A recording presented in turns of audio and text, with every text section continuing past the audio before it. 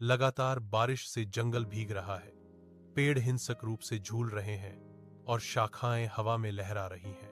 नदी, एक उफनती हुई धारा, तूफानी आसमान के नीचे खतरनाक तीव्रता से बह रही है। बिजली चमकती है, अंधेरे जंगल को रोशन करती है, जिसके बाद गड़गड़ाहट की गहरी, भयावह गड़गड़ाहट होती है।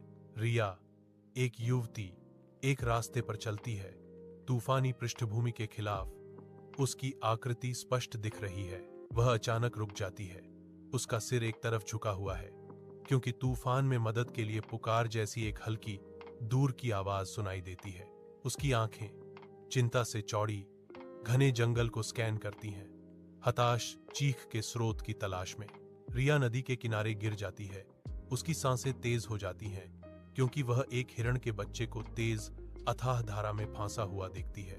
हिरण के बच्चे की आंखें डर से चौड़ी हो चुकी थीं, मदद के लिए गुहार लगा रही थीं, क्योंकि वह नदी की बर्फीली पकड़ से जूझ रहा था। एक पल की भी हिचकिचाहट के बिना रिया उफनती नदी में कूद जाती है। ठंडा पानी उसे घेर लेता है, क्योंकि वह हिरण के बच्चे की ओर संघर्ष करती है। रिया के करंट से जूझने पर पानी हिंसक रूप से उछलता है। उसकी दृढ़ता बर्फीले बहाव के खिलाफ एक प्रचंड लौ है। एक धीमी, कठिन गति में रिया कांपते हुए हिरण के बच्चे को अपनी बाहों में भर लेती है, जो नदी के क्रोध के खिलाफ एक मूक जीत है।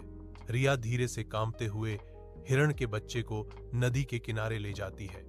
उसका छोटा शरीर नम धरती के सामने कमजोर दिख रहा है।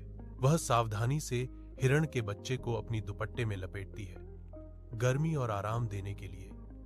एक कोमल भाव, धीरे धीरे हिरण के बच्चे की सांसें सामान्य हो जाती हैं। एक नाजुक शांति उस छोटे से जीव पर छा जाती है।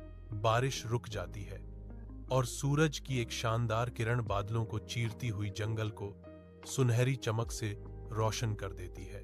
हिरण का बच्चा अपने पैरों पर खड़ा होने के लिए संघर्ष करता है और रिया का चेहरा अत्यधिक राहत और शुद्ध खुशी से चमक उठता है।